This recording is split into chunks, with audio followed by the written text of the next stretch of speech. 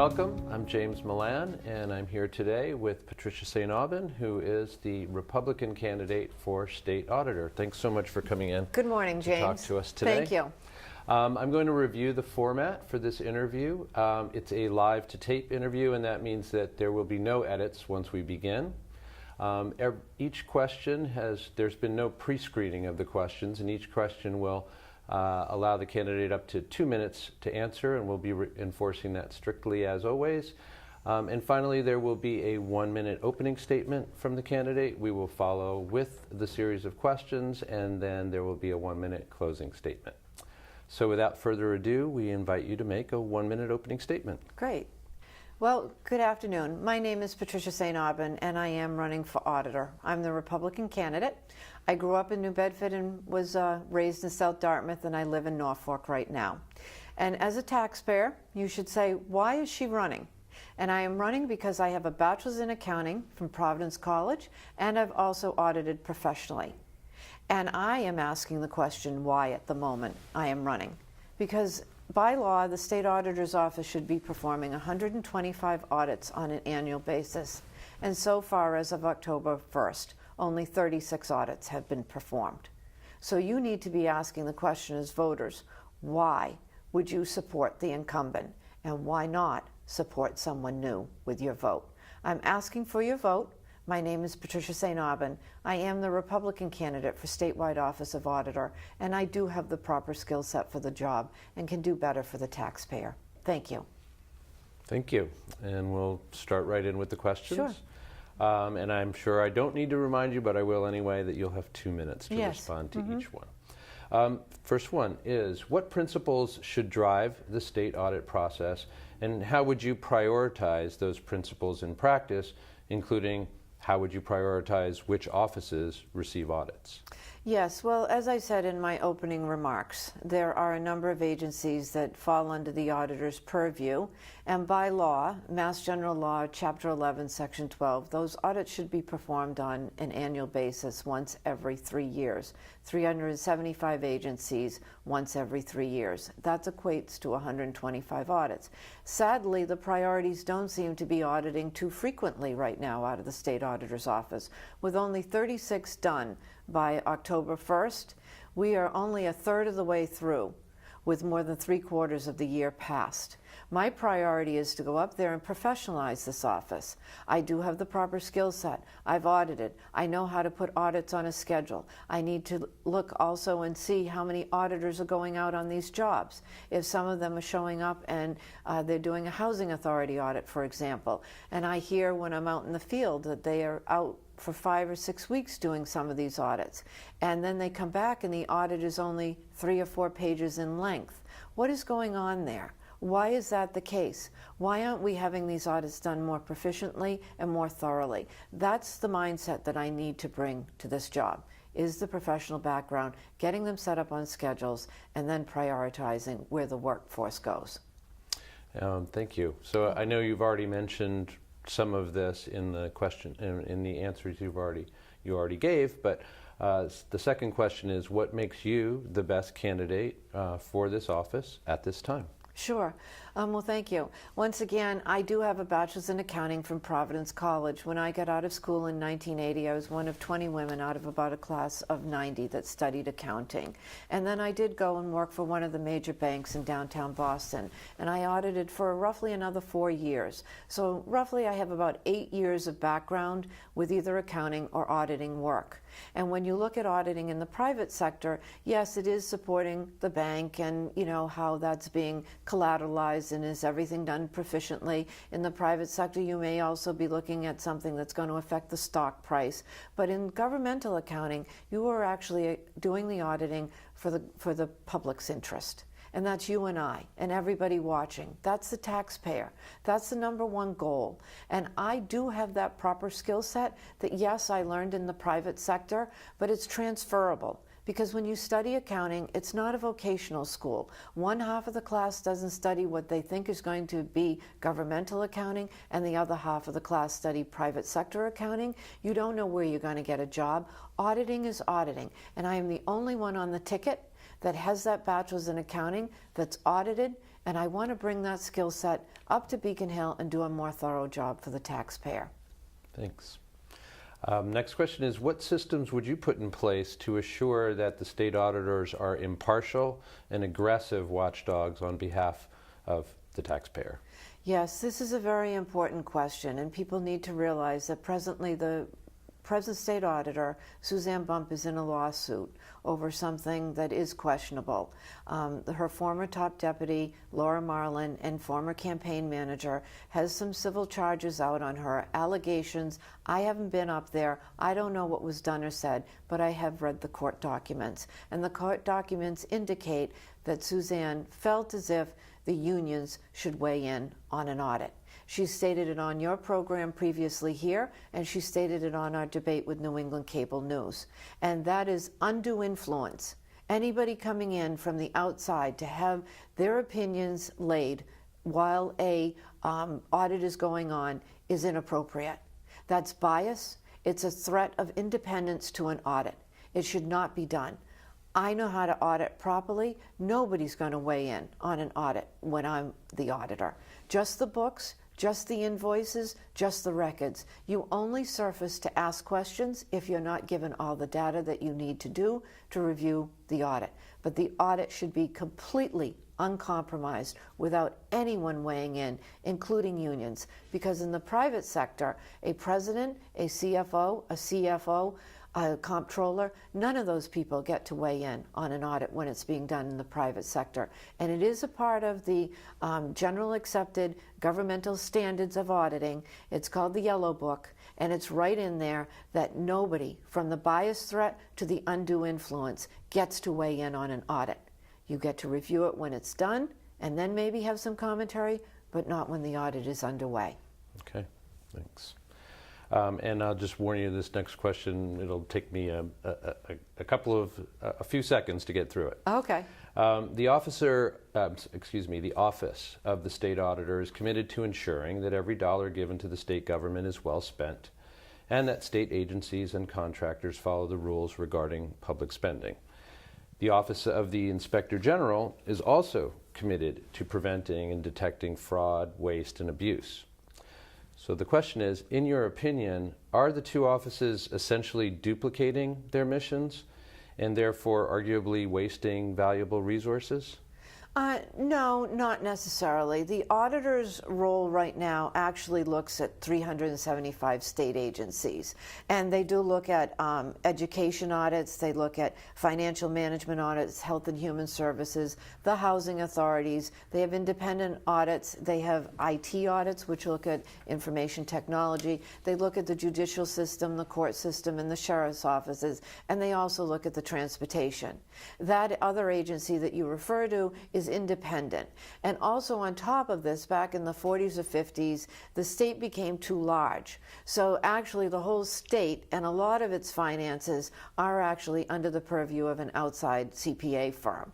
So the state auditor's office right now only looks at those items that I listed, and the inspector general looks at other things. So I think that it's important for both of these agencies to exist, but I would like to see the auditor's office do the role that it is still performing. And right now, with only 36 audits being done as of October 1st, it's not doing its role, which is 125 audits on an annual basis. We need to come back and have a proper job done with what its overview is presently. If you are elected, what improvements, I think I have an idea from some of your answers already, Right. but what improvements would you pursue in the Office of the Auditor? Yes, this sort of came up yesterday. I was out in Concord at a League of Women Voters forum, and that was also on air, and hopefully people are watching there as well. One of the things as an auditor that's very important for an auditor to understand, and I feel like right now running in this race, I'm the only one auditing the auditor, so to speak. But what's very important to an auditor, and what I think is probably important for people that may want to access these audits beyond what is already on the website through the auditor's office, are the working papers. And that's the grunt work that supports an audit. And so I can't thoroughly see, nor can any of the taxpayers, see what's going on with these audits and what they're actually reviewing. We can only presently see the end result. So I would like to be able to get the working pages and the working papers thrown up online. And that would be my goal, so that everything that's going on with these audits can be reviewed online, not just the end result. Because again, when I hear that someone's at a housing authority for 3 or 4 days, and then the audit is only 3 or 4 pages in length, or 3 or 4 weeks, excuse me, and then the audit is only 3 or 4 pages in length, what has gone on for 3 or 4 weeks? What are all those pages showing us that may not even be in the report? What are we missing? And I feel that, you know, when I look at these audits, either they're done very poorly or there's a plethora of information that isn't being popped into the audit. Okay. Since government auditing is about finances as well as compliance and performance, how would you ensure that auditors have enough relevant knowledge to be able to identify which issues really rise to the level of a finding, and what standards would you use? You know, James, that's another very good question, because the present state auditor likes to talk about, she looks at risk. And one of the few financial audits that was done under her watch is the Department of Environmental Protection, the DEP. It was done in 2013. And she looked at the usage of smartphones, which amounted to about $155,000 on an annual basis. And she looked at the usage of vehicles and driving from one wetland to another, or someone leaving their home. And that was $582,000 worth of a line item expense. I don't particularly find those too risky. And with an annual budget of $45 million that the DEP has, and that audit was actually a 15-month window, so we were really looking at $60 million worth of expenditures through the DEP. Is that the greatest risk that can be found? The contracts, and how cheaply we can have the contracts through DEP when there's 860 employees at the DEP? Certainly, there's got to be something that's of more value pertaining to risk than what was done with that audit. I'm hoping to tell my auditors that we need to be looking at more risk, that there isn't enough risk. When only 2 line items are done on that particular financial audit, and it amounts to about 1% of the budget that was reviewed, we aren't looking at risk, not as far as I'm concerned. And we need to up that as well. Okay, thank you. You're welcome. Now, regarding question 3 on the ballot, if voters choose not to repeal the state's casino gambling law, and casino licensing and operation goes forward, what are the implications, if any, for the auditor's office? And assuming you would have some kind of oversight role there, how would you approach that? Yes, I don't believe that probably falls under the auditor's role. As I stated, you know, where it does fall, it actually falls under the treasurer's office, I believe, but I don't think the auditor plays too much a role in casinos, from my understanding. All right. Okay. Thanks very much. In reviewing on this question is a little more on the personal side. Sure. In reviewing your own work over the past year, what is one thing you wish you had done differently, and what lesson have you learned from that? From the campaign? Are we talking about campaign work? Whatever you would choose. Oh, okay. To focus on your professional work, the campaign work. Campaign work, you know, I don't have any regrets at the moment. We have gone out, we've engaged with voters all over the Massachusetts. In 4 corners we've been to 285 roughly campaign stops since mid-February, and we are working it. We're out there talking to people. We're telling the importance of paying attention to this particular race.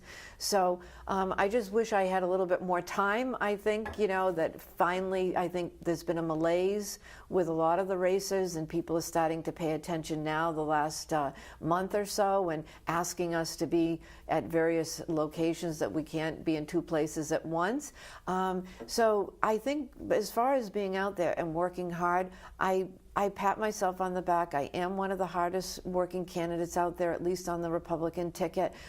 Even when we were gathering signatures, that goes way back to the springtime when we needed to get on the ballot. We needed 5,000 certified signatures, and we actually gathered 8,000 on this campaign, and I didn't pay one dime for one signature. That was all grunt work. And I want voters to know that I'm an extremely hard worker, and I hope to transfer that skill set as well up to Beacon Hill and work and do best by the taxpayer by my hard work and my work initiative. So I don't really have too many negatives to say about what's gone on in the last year, other than there's always not enough time to finish things up. Granted. And here, talking about time, we are already at the last question. Which is, if you could, please give us one example of an issue on which you and your opponents in this race agree, and then 2 examples of issues on which you differ, and why it is that your own positions would represent the best interests of Massachusetts. Okay, so that was 1 for and 2 Right. against. Okay, 1 for, Suzanne Bump does talk about professionalizing the office, that's what she hoped to do. And that was a hope, and I don't see it happening.